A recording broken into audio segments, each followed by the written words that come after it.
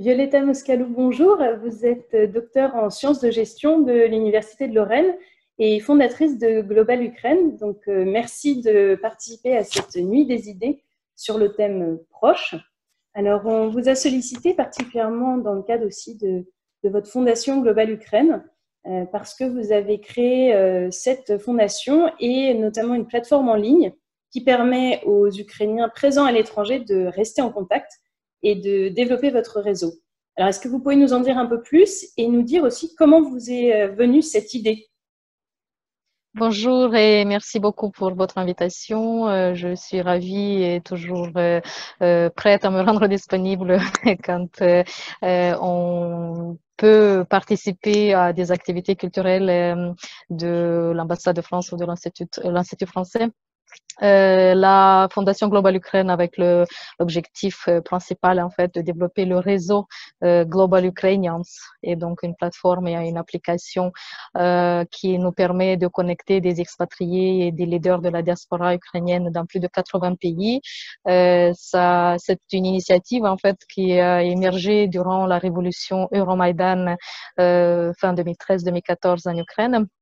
Et de facto, elle a été implémentée en 2015 avec la création de la fondation à Kiev et puis avec le lancement du premier forum Global Ukrainians en Ukraine qui avait réuni à l'époque plus de 450 participants depuis plusieurs pays, de plusieurs continents. Donc, l'idée, c'était un peu, le pays est en danger et donc personne ne pouvait rester indifférent.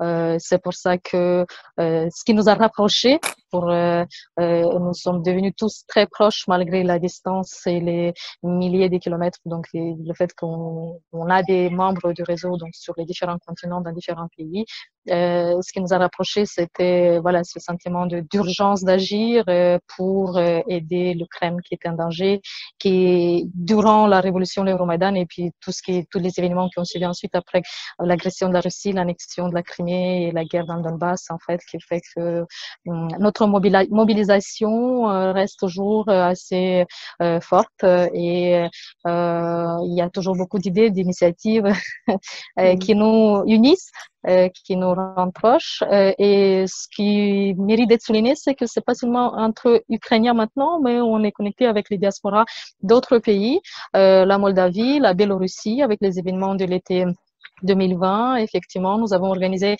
avec la diaspora lituanienne aussi une belle action, Global Freedom Way, donc la voie vers la liberté, c'était une action qui donc organisée par plusieurs diasporas, les Géorgiens aussi qui étaient avec nous, les Roumains, et qui a eu lieu dans 33 pays, 75 villes en fait. Et donc, je pense qu'on va essayer de la reproduire. Merci. Donc ça, c'est vraiment une action au sein de la société civile.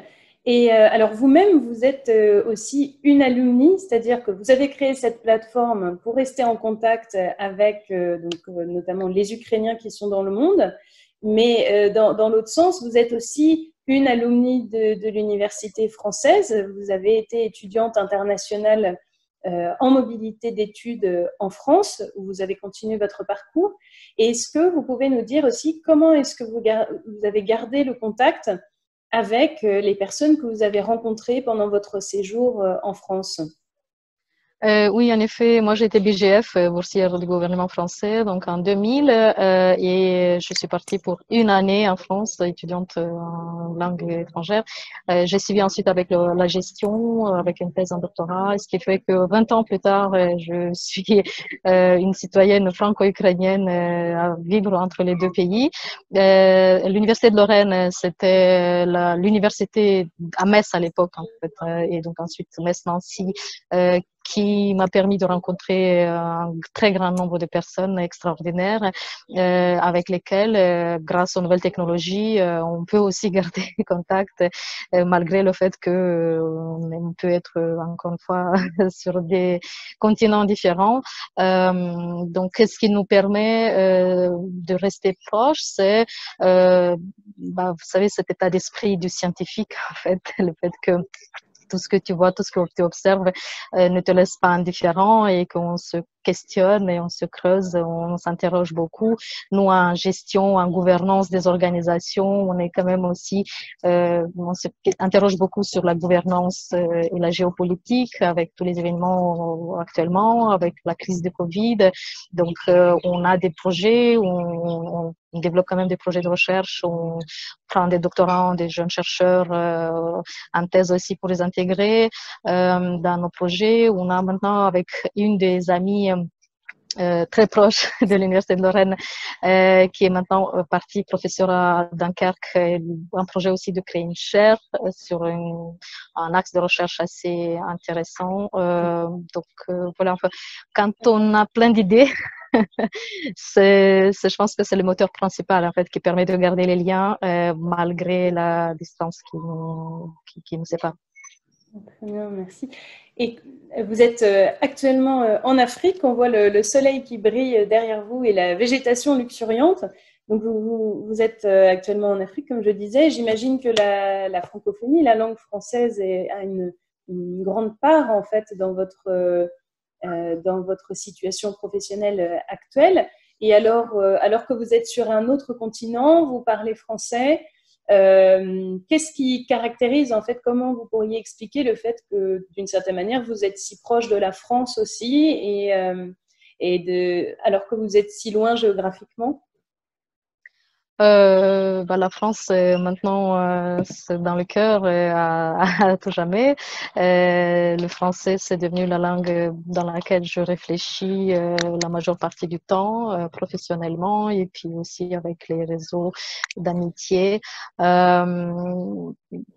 Du coup, c'est un peu compliqué de dire pourquoi on développe des projets en lien avec la France. C'est devenu une partie de mon ADN, je dirais maintenant. Donc, je pense que la francophonie a beaucoup apporté.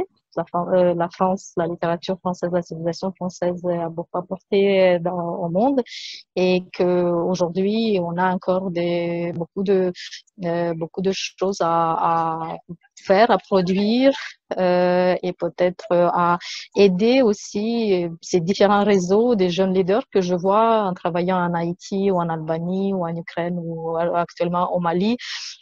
J'étais aussi en Guinée, en Côte d'Ivoire, en Afrique.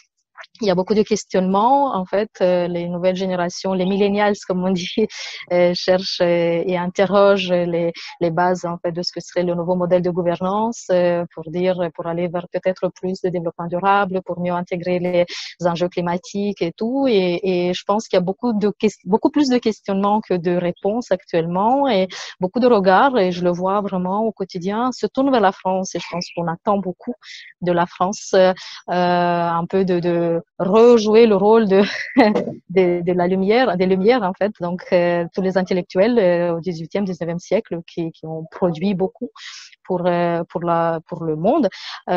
Aujourd'hui, je pense qu'il y a beaucoup d'attentes aussi, et que beaucoup de regards se tournent vers la France, notamment avec ces requêtes, ces quêtes plutôt, donc ces questionnements de comment on va réinventer la gouvernance au 21e siècle. On comprend que ce ne sera pas la répétition de ce qu'on a vu au 20e siècle, parce que les nouvelles technologies créent les bases de quelque chose de nouveau. Et donc, moi, je crois dans le potentiel de la France et des Français, et notamment de nous, alumni, même des étrangers, des étudiants qui ont pu faire des études en France, qui sont devenus aujourd'hui français. Je crois que on a encore des choses peut-être inexploitées en fait, hein, à explorer dans ce sens. Merci beaucoup. On comprend donc ce qui nous rend proches, c'est aussi quelquefois de partager une même langue, et c'est surtout de partager des projets communs. Donc, merci beaucoup, Violeta Moscalo, d'avoir participé à cette Nuit des idées et à cette petite interview. Et donc, vous étiez en Afrique, mais on était finalement toutes proches là pendant les 5 dernières minutes grâce aux nouvelles technologies que l'on peut aussi utiliser avec voilà, beaucoup de résultats positifs. Donc, merci beaucoup et à très bientôt. Merci à vous et bonne nuit des idées. Merci.